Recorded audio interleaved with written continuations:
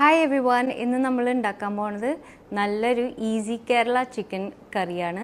ഇത് bachelor special റെസിപ്പിയാണ്. ബാച്ചിലേഴ്സിനൊക്കെ സിമ്പിളായിട്ട് എളുപ്പത്തിൽ നല്ലൊരു ചിക്കൻ കറി ഉണ്ടാക്കാം.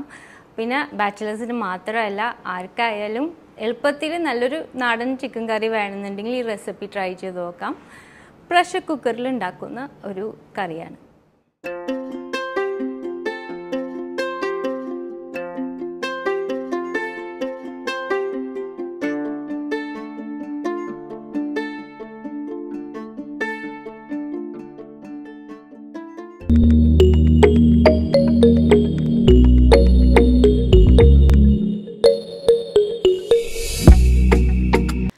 അപ്പോൾ ഇതിനു വേണ്ടി ആവശ്യമുള്ളത് 1 മുതൽ 1.25 വരെ കിലോ ചിക്കൻ മീഡിയം പീസസ് കഴുകി വൃത്തിയാക്കി വെച്ചിട്ടുണ്ട്.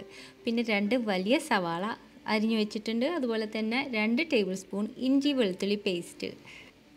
പിന്നെ വേണ്ടത് നല്ലൊരു വലിയ പഴുത്ത നല്ല ചുവന്ന തക്കാളി, അത് ചോപ്പ് ചെയ്ത് വെച്ചിട്ടുണ്ട്. പിന്നെ 3 പച്ചമുളക് അല്ലെങ്കിൽ എരിവനുസരിച്ച് ഒന്ന് കീറിയത്. പിന്നെ 2 തണ്ട് കറിവേപ്പിലയും. ഇനി വേണ്ടത് കുറച്ച് ഹോൾ സ്പൈസസ് ആണ് ഈ കാണുന്നത്. ഞാൻ അളവ് പിന്നെ പറയുന്നുണ്ട് ചേർക്കുമ്പോൾ. അതുപോലെ തന്നെ കുറച്ച് സ്പൈസ് പൗഡേഴ്സും. പിന്നെ നമ്മുടെ കേരള ചിക്കൻ കറിക്ക് വെളിച്ചെണ്ണ തന്നെ ആയിക്കോട്ടെ 2-3 ടേബിൾ സ്പൂൺ. പ്രഷർ കുക്കർ അടുപ്പത്ത് വെച്ച് ചൂടായതിന് ശേഷം നമുക്ക് എണ്ണ ഒഴിക്കാം.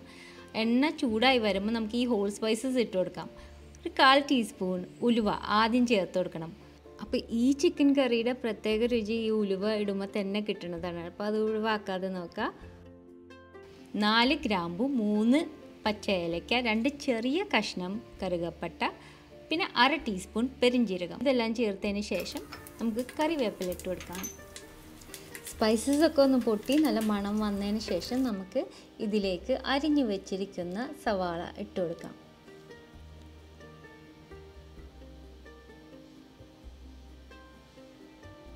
ഇതൊന്ന് ഇളക്കി ചേർത്തതിന് ശേഷം നമുക്ക് ഇഞ്ചി വെളുത്തുള്ളി പേസ്റ്റ് തയ്യാറാക്കിയതും കൂടി ചേർത്ത് കൊടുക്കാം. ഇഞ്ചി വെളുത്തുള്ളി പേസ്റ്റ് ഒരേ അളവിൽ ഇഞ്ചിയും വെളുത്തുള്ളിയും വെള്ളം ചേർക്കാതെ അരച്ച് പേസ്റ്റ് ആക്കിയതാണ്. ഇത് രണ്ടും കൂടി ചേർത്ത് നല്ലതായിട്ട് ഇത് വഴറ്റിയെടുക്കണം. ആവശ്യമുണ്ടെങ്കിൽ കുറച്ചും കൂടി വെളിച്ചെണ്ണ ഒഴിച്ചു കൊടുക്കാം. അപ്പോൾ ഇത് നന്നായി മൂത്ത് ആ ഇഞ്ചി വെളുത്തുള്ളിയുടെ പച്ച മണം നന്നായി പോവുകയും വേണം. ഒരു കളറൊന്നും മാറി തുടങ്ങും. അപ്പോൾ ഈ സമയം ഇത് നന്നായിട്ട് ഇളക്കിക്കൊണ്ടിരിക്കണം. ഇഞ്ചി വെളുത്തുള്ളി പേസ്റ്റൊന്നും അടി പിടിക്കാതെ ശ്രദ്ധിക്കണം. അപ്പോൾ നന്നായിട്ട് വഴറ്റിയതിന് ശേഷം നമുക്ക് സ്പൈസ് പൊടികൾ ആഡ് ചെയ്യാം. ഇവിടെ ചേർത്ത് കൊടുക്കുന്നത് 2 ടേബിൾ സ്പൂൺ കാശ്മീരി മുളക് പൊടിയാണ്. അപ്പോൾ എരിവുള്ള മുളക് പൊടിയാണെങ്കിൽ കുറച്ച് കുറവ് ഉപയോഗിക്കാം കേട്ടോ. അതുപോലെ തന്നെ 2 ടേബിൾ സ്പൂൺ മല്ലിപ്പൊടി, 1 ടീസ്പൂൺ മഞ്ഞൾപ്പൊടി, 1 ടീസ്പൂണിൽ ശകലം കൂടുതൽ നാടൻ ഗരം മസാല. എൻ്റെ റെസിപ്പി നിങ്ങൾ ചെക്ക് ചെയ്തോ, നല്ലൊരു റെസിപ്പിയാണ്. ഞാൻ ഡിസ്ക്രിപ്ഷൻ ബോക്സിൽ അതിൻ്റെ ലിങ്ക് കൊടുക്കുന്നുണ്ട്. പിന്നെ 1/4 ടീസ്പൂൺ കുരുമുളക് പൊടി. അപ്പോൾ പൊടികൾ ചേർത്തിട്ട് നന്നായിട്ട് ഇളക്കി കൊടുക്കണം. അതും ലോ ഫ്ലെയിമിൽ വേണം ഇളക്കാൻ. തീരെ അടി പിടിച്ച മണമൊന്നും വരരുത്. നല്ലൊരു മൂത്ത മണം വരാൻ പാടുള്ളൂ. ഇതിന് ശേഷം നമുക്ക് ആ കീറി വെച്ചിരിക്കുന്ന പച്ചമുളകും ചേർത്ത് കൊടുക്കാം. കഴുകി മാറ്റി വെച്ചിരിക്കുന്ന ചിക്കൻ പീസസും ആഡ് ചെയ്ത് കൊടുക്കാം. ചിക്കൻ പീസസ് ആഡ് ചെയ്തിട്ട് ഇത് നന്നായിട്ടൊന്ന് ഇളക്കി കൊടുക്കണം. ആ മസാല ചിക്കൻ പീസസിന് നന്നായിട്ട് കൂട്ടിയത് കിട്ടണം. ചെറുതായിട്ടൊന്ന് ഫ്രൈ ചെയ്യണ പോലെ ഒരു മീഡിയം ഫ്ലെയിമിൽ വെച്ചിട്ട്. ഈ സമയത്ത് പിന്നെയും ആവശ്യമുണ്ടെങ്കിൽ കുറച്ചും കൂടി വെളിച്ചെണ്ണ ഒഴിച്ചു കൊടുക്കാം. അപ്പോൾ ചെറുതായിട്ടൊന്ന് ഫ്രൈ ചെയ്യണ പോലെ ഒന്ന് ഇളക്കിക്കൊണ്ടിരിക്കുകയാണ് കേട്ടോ നമ്മൾ. ചിക്കൻ്റെ കളറൊന്ന് മാറി വരും. ആ സമയത്ത് ചോപ്പ് ചെയ്ത് വെച്ചിരിക്കുന്ന തക്കാളി ആഡ് ചെയ്ത് കൊടുക്കാം. ഇതും കൂടി ഒന്ന് ചേർക്കാം.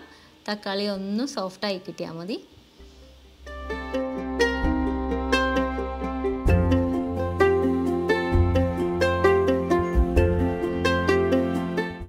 ഇനി ഉപ്പ് പാകത്തിന് ചേർത്ത് കൊടുക്കാം. ഞാൻ 1 ടീസ്പൂൺ ഉപ്പാണ് ഈ അളവിന് ഇട്ട് കൊടുക്കുന്നത്.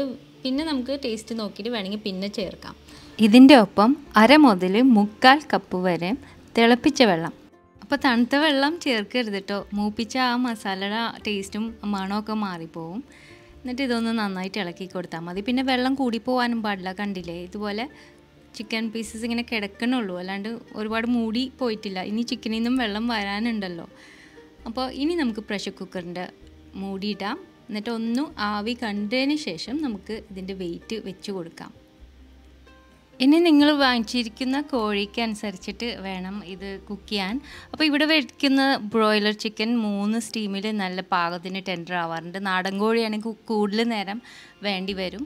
അപ്പോൾ അത് തരം പോലെ ചെയ്യാം. ചില ചിക്കനൊക്കെ ഒരു സ്റ്റീമിൽ തന്നെ നന്നായി ടെൻഡർ ആവാറുണ്ട്. അതുപോലെ ഫ്രോസൺ ചിക്കൻ ഒരു സ്റ്റീം പോലും വേണ്ട എന്നാണ് തോന്നുന്നത്, അപ്പോഴേക്കും ഉടഞ്ഞൊക്കെ പോകും. അപ്പോൾ അത് തരം പോലെ ചെയ്യാം.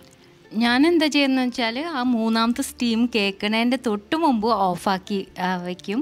എന്നിട്ട് തന്നെ ഇരുന്ന് ആ കുക്കർ ചൂടാറണ വരെ വെയിറ്റ് ചെയ്യും. എന്നിട്ട് തുറക്കുള്ളൂ. അപ്പോൾ നല്ല പാകത്തിന് നല്ല ടെൻഡറായിട്ട് കിട്ടാറുണ്ട്. ഒട്ടും ഉടഞ്ഞും ഒന്നും പോവാറില്ല. അപ്പോൾ ഇനിയൊന്ന് ടേസ്റ്റ് നോക്കാം. ഇനി പാകത്തിന് ഉപ്പ് വേണമെങ്കിൽ ഒന്നും കൂടി ചേർത്ത് കൊടുക്കാം. എന്നിട്ട് ഇതൊന്ന് അടുപ്പത്ത് വെച്ച് കുറച്ച് നേരം ഒന്ന് തിളപ്പിക്കും. ചെറിയ ഫ്ലെയിമിൽ തിളപ്പിച്ച് ഒന്നും കൂടി കുറുകി ഒന്ന് ചെറുതായിട്ട് വറ്റി എന്നാലും നല്ലോണം ചാറൊക്കെ ഉണ്ടാവും. അതുപോലെ ആയിക്കഴിഞ്ഞാൽ നല്ല രുചിയുള്ള ഒരു ഈസി കേരള ചിക്കൻ കറി റെഡി ആയിട്ടുണ്ട്. അപ്പോൾ ഇത് പൂരിയുടെ കൂടെ വളരെ നല്ലതാണ്. പൊറോട്ട, നെയ്ച്ചോറിൻ്റെ കൂടെ നല്ല സൂപ്പർ കറിയാണ്. അപ്പോൾ എല്ലാവരും ഒന്ന് ട്രൈ ചെയ്ത് നോക്ക്. വീഡിയോ ഇഷ്ടപ്പെട്ടെങ്കിൽ ഉറപ്പായിട്ടും ഒരു കമൻറ്റ് ഇടാൻ മറക്കരുത്. അതുപോലെ ലൈക്ക് ബട്ടൺ പ്രസ് ചെയ്യാനും. എന്നാലേ നമുക്ക് പുതിയ പുതിയ വീഡിയോസും പുതിയ റെസിപ്പീസ് ആഡ് ചെയ്യാനൊരു ഉന്മേഷം കിട്ടുകയുള്ളൂ. അതുപോലെ ഇതുവരെ സബ്സ്ക്രൈബ് ചെയ്യാത്തവരാണെങ്കിൽ ഒന്ന് ഷാനാസ് സ്പൈസസ് ചാനൽ സബ്സ്ക്രൈബ് ചെയ്യണം. അടുത്ത പ്രാവശ്യം നല്ലൊരു റെസിപ്പി വീഡിയോ ആയിട്ട് പിന്നെയും കാണാം. Thank you.